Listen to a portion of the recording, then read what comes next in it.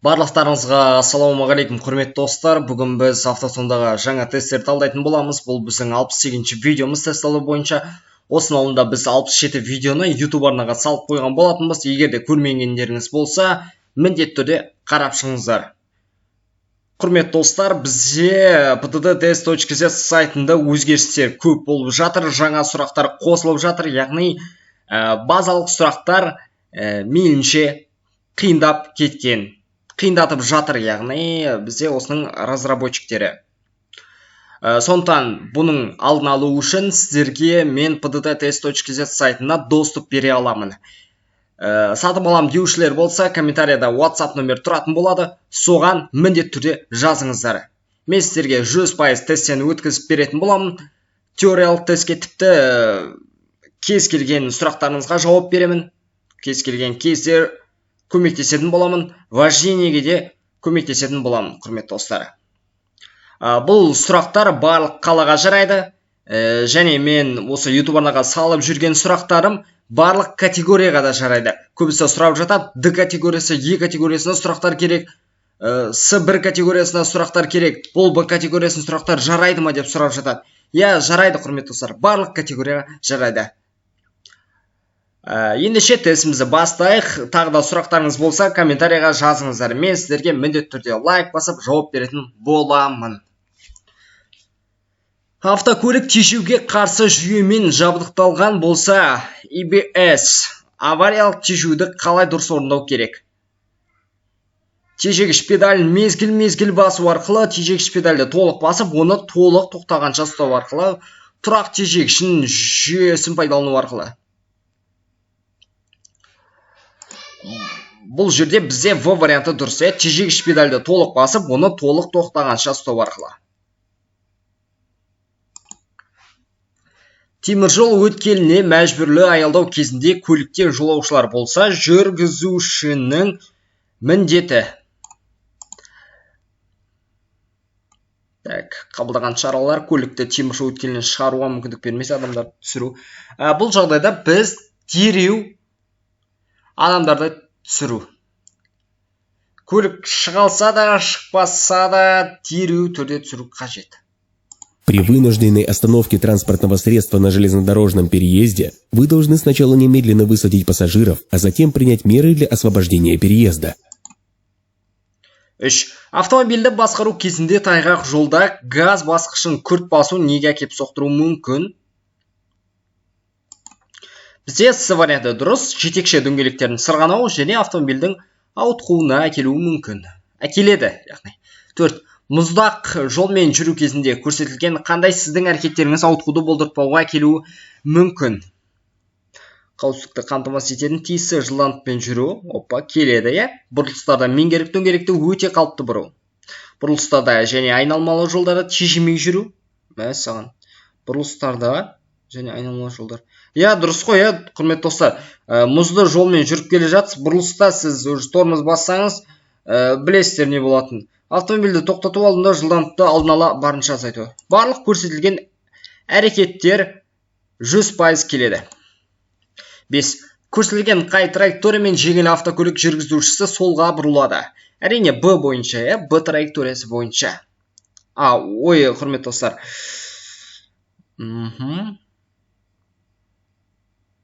А траекториясы бойынша дейді бізде.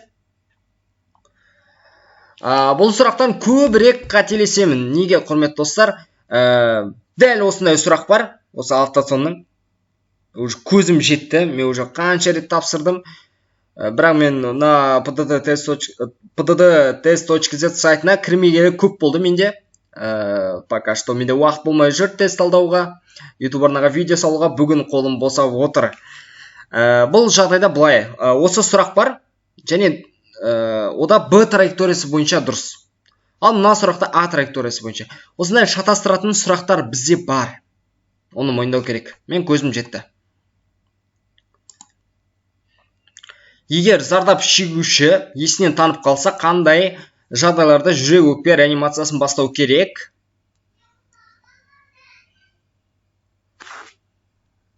Тыныс алу болған кезде, тыныс алу болмаған кезде.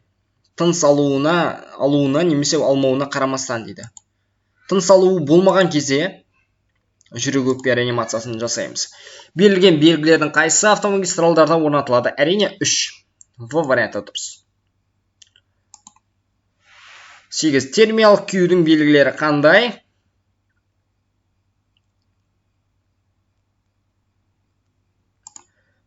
Терінің қызаруы және ісінуі, күлдіреу және күйдіргендей ауру сезіммен бірге. 9. Көлік құралының бірінші белгісі қосылған ұзақ екпінді жүру отын шығысына қалай әсер етеді? Отын шығысы артады әрине. Келесі 10. Көлденең бағытта көлік құралдарының қозғалысына кедергі кептеліс жасауға әкеп соқтырған кептеліс кезінде жол қиылысынан шыққаны немесе жолдың жүру бөлігінің кесіп өткені үшін ескерту немесе 5 аяқ, 5 аяқ айыппұл, ескерту немесе 3 аяқ. Бұл жерде бізде С варианты дұрыс. Ескерту немесе 3 аяқ айыппұл. Құрметті достар, мына сөздері көп оқимын да мен. Осындай сұрақтар болады. Кейде анықтаманы оқып кетемін, андай. Сондай жағдайларда сіздерге миларыңыз ашып кетуі мүмкін, мынау не істеп кетті, мынау не көп оқып кетті. Просто маған солай ыңғайлы болады, құрметті достар. Мен оқыған сайын мен өзім түсінемін да. Кейбір оқырмандарымыз айтып жатады, көп оқисың, жауаптарын оқисың. Меніңше осындай жауаптарын ішімен оқуға тырысамын. Өйткені сіздерге нагрузка салмау үшін. Сіздер тыңдап отырасыздар. Адам ми ашып кетеді ғой. Сұрақтар бір-біріне ұқсайды және жолдың жүру бөлігімен шектесетін жаяу жүргіншілер жолдың жиегінде оған толық немесе ішінара келіп тоқтап тұруға рұқсат етіледі ме дейді.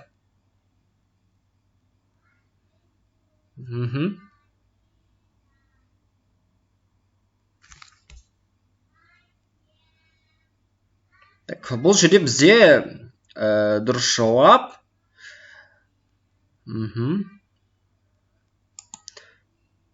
Д варианты дұрыс. Жаяу жүргіншілердің қозғалысына кедергі келтірмейтін жағдайда ғана жеңіл автомобильдерге, мотоциклдерге, мопедтерге және велосипедтерге рұқсат. Мына сұрақты скрин жасап аласыздар ма, әлде жазып аласыздар ма, өздеріңіз біліңіздер. Бұл бізде жаңа сұрақ.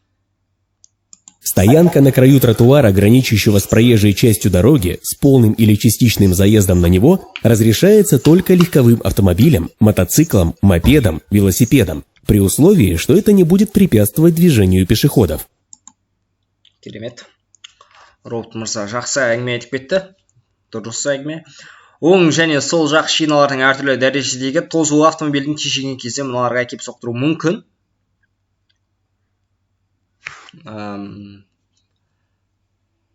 Шиналардың әртүрлі дәрежедегі тозуы тежегіш тетіктерін қысып кетуіне, шиналар протекторының қатпарлануына. С варианты дұрыс сияқты болды маған, сонда таңдадым. Автомобильдің ауытқып кетуіне және аударылып қалуына. 13. Қысқа мерзімді жұмыстарды жүргізу орнына дейін қандай қашықтықта жол жұмыстары белгісі орнатылады?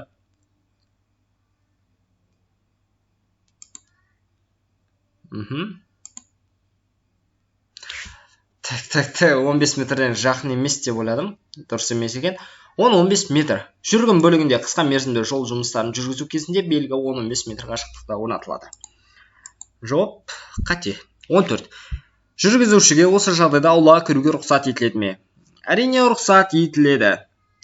Май қызметкер болсын, обычный көлік болсын, бәріне болады. Бір жақты жол белгісі көлік құралдарының бүкіл ені бойынша қозғалысы бір бағытта жүзеге асырылатын жолды немесе жүру бөлігін білдіреді. Бұрылыстар жасауға тыйым салмайды бұл белгі. Егер көлік құралдарының қозғалыс траекториялары қиылысатын болса және өту реттілігі қағидалары бойынша белгіленбесе, осыны орындау қажет. Оң жақтан келе жатқан көлік құралда жол бересіз. Во всех случаях, когда траектории движения транспортных средств пересекаются, а очередность проезда не оговорена правилами, вы должны уступить дорогу транспортному средству, приближающемуся справа. 16. Көрсетілген белгілер өзара ауыспалы ма? Жоқ. 17. Төменде көрсетілген белгілердің қайсысы кері бұрылуға рұқсат береді? А белгісінде бізде солға тыйым салып тұр, сондықтан кері бұрылуға тыйым салмайды. Б да рұқсат береді, В да тоже рұқсат береді. Б мен В бірдей белгілері. Только астында тек автобус, яғни маршруттық көлік құралдарына арналған жол дегенді білдіреді. Сондықтан бұл жерде бізде барлығына рұқсат береді солға бұрылуға. Кері бұрылуға. 18. Осы жол белгісі білдіреді жолақтың аяқталуы. 19. Осы белгі әрекет ететін аймақта аталған көлік құралдарының қайсысын басып өтуге рұқсат етіледі? 30 км/сағат жылдамдықпен келе жатқан жеңіл автокөлікте. Жеңіл автокөлік, түсіндіңіздер ғой. 20. Жолаушылар мен жүктерді тасымалдау ережелерін бұзу мына мөлшерде айыппұл салуға әкеп соқтырады.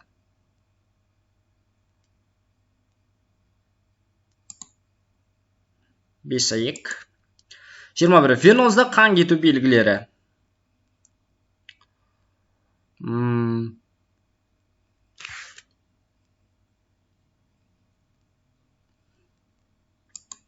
В варианты дұрыс, қан қою қызыл түсті, ақырын бір келкі үздіксіз ағады. 22. Инсульт кезіндегі алғашқы көмек. Инсульт.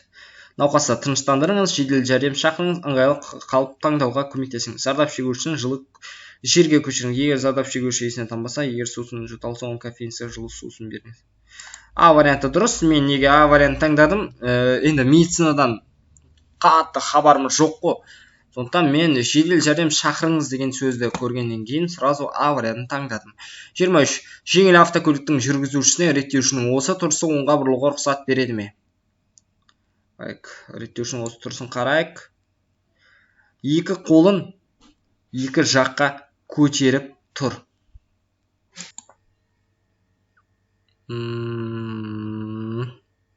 Бұл жерде бізде тыйым салады. Екі жаққа қолын көтерсе, реттеушінің сигналы.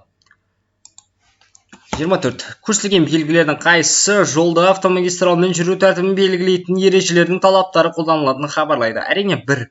Автомагистрал. 25. Нәрестенің басын жүрек өкпелік реанимация жасау кезінде қалай ұстау қажет? Бейтарап қалыпта ұстаймыз. 26. Көрсетілген белгілердің қайсысы жолақтың аяқталуы деп аталады? Мен ойымша 4. Манада жолақтың аяқталуы деген шықты бізде. Көрдіңіздер ғой. Дорожный знак 4 называется конец полосы. Ой, кәдімгідей айтып жатыр Рот мырза. Іргелес аумақтардан шыққанда жол беру қажет барлық көліктер мен жаяу жүргіншілерге. Тұрастарда барлық автокөліктерге дегенді басып қалмаңыздар. Бұл өте жиі болатын қателік. Барлық көліктер мен жаяу жүргіншілерге. Выезжая на дорогу с прилегающей территории, водитель обязан уступить дорогу всем транспортным средствам и пешеходам, к примеру, выезжая со двора. 28. Алғашқы дәрігерге дейінгі көмекті кім көрсете алады? Зардап шегушінің қасынан табылған кез келген білетін адам көрсете алады. 29. Сізге топырақты жолдағы қалың қармен қалай жүру қажет?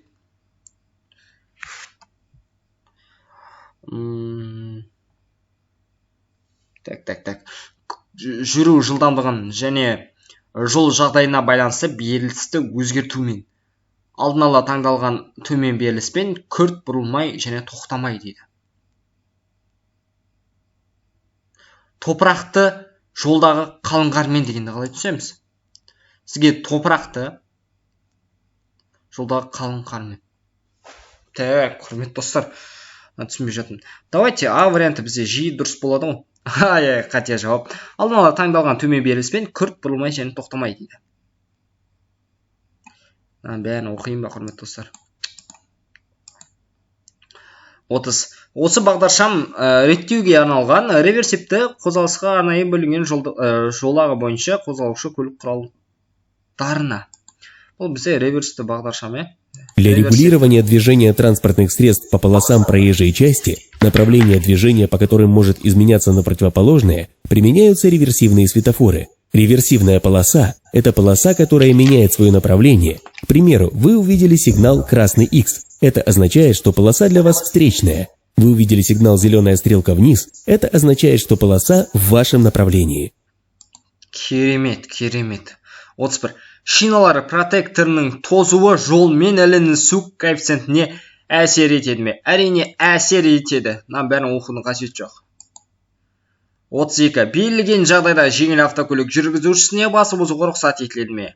Егер қиылысқа дейін басып озу аяқталса, рұқсат етіледі. Рұқсат етіледі, құрметті достар.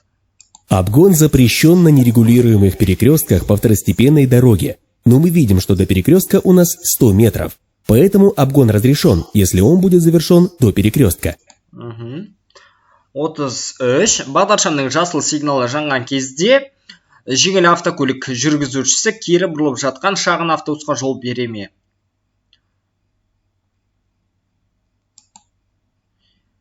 Көрдіңіздер, жасыл жанып, резкі қызыл жанып кетсе, мынау қызыл автомобиль автобустың жасап жатқан маневрін аяқтауға жол береді. Мінекей, жол береді.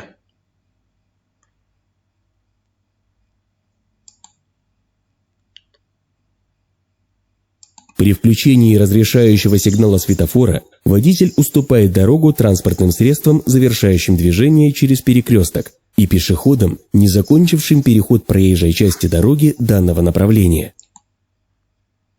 34. Қызыл автокөлік жүргізушісі қиылыстан өтер кезінде жол береді. Қызыл автокөлік тура бағытта жүрмекші, және бұл жерде кім бірінші өтеді? Автобус бірінші өтеді. Кейін жасыл автомобиль және мотоцикл жүргізушісінің оң жағында кім келе жатыр? Әрине қызыл автомобиль. Сондықтан жеңіл автокөлікке және автобусқа ғана жол береді. Мотоцикл жүргізушісі соңғы болып өтеді.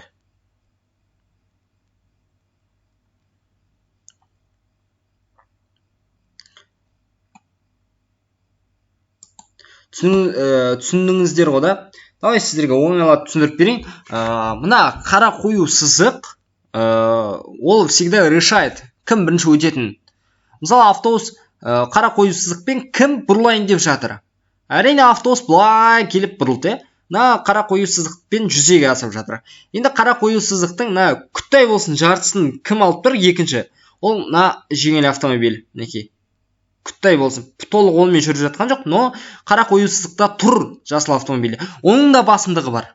Ал қызыл автокөлік тұр ма? Жоқ, тұрған жоқ. Ол мына екі көлікке жол береді. Ал неге мотоцикл соңғы болып өтті? Әрине, ол оң жағынан келе жатқан автокөлікке жол беруі керек. Бұл жерде өткені бағдаршам жоқ. Сонда мотоцикл жүргізушісі соңғы болып өтті. Осылай жүзеге асады бізде. Бәрін оқымай қойыңыздар. Тупы менің айтқанымды ғана тыңдаңыздар. 35. Жүру бөлігінің ортаңғы жолағын пайдаланып, басып озуды орындауға рұқсат етіледі ме? Ортаңғы жолағын дейді. Солға бұрылар алдында қайта ауыстыру үшін ғана рұқсат етіледі. Түсінбеген. Басып озуды орындау. Рұқсат етіледі. Осында бізде үш жолақ болады. Оның екінші жолағы, яғни ортасындағы, ол бізде былай. Бұл жолаққа кірдіңіз бе? Қандай мақсатта кіресіз? Әрине басып озу үшін, алдыңызға келе жатқан. Ол жай жүріп келе жатса, басып озасыз да, тупы қайтып келесіз өзіңіздің орныңызға. Өйткені ортаңғы жолақпен жүре беруге болмайды. Өйткені қарсы бағыттағы автокөліктерде пайдаланады бұл жолақты. На дорогах, имеющих 3 полосы для движения, средняя предназначена для обгона, объезда, перестроения, для поворота налево или разворота. Керемет. Елді мекендерден тыс оңға бұрылғаннан кейін жеңіл автокөліктің қандай жылдамдықпен жүруіне рұқсат етіледі? 100 км/сағаттан астам емес. Елді мекендерден тыс. 37. Жолағы көп жолмен жүрген кезде ешкер сигнал қоспай ауыстыру орындау керек. Көрші жолақтармен жүріп келе жатқан ұдай қадағалау керек, жолағы көп жолмен жүрген кезде.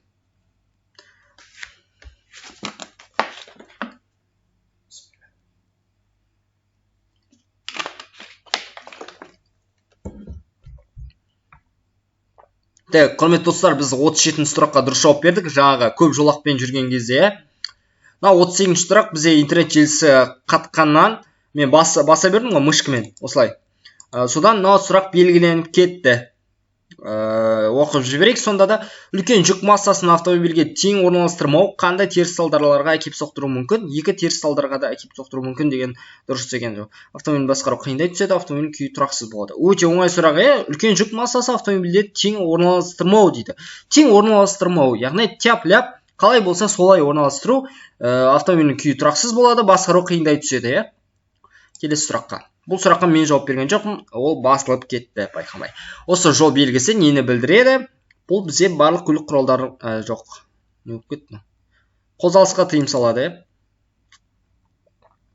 Дорожный знак запрещает движение в зоне действия данного знака. Знак не действует на транспортные средства, обслуживающие предприятия, проживающие или работающие в зоне действия знака. 40. Соңғы сұрақ. Көрсетілген траекториялардың қайсы бойынша оңға бұрылуға рұқсат етілген? Әрине, Б траекториясы бойынша. Если полоса для маршрутных транспортных средств выделена прерывистой линией разметки, то при повороте водитель перестраивается на нее.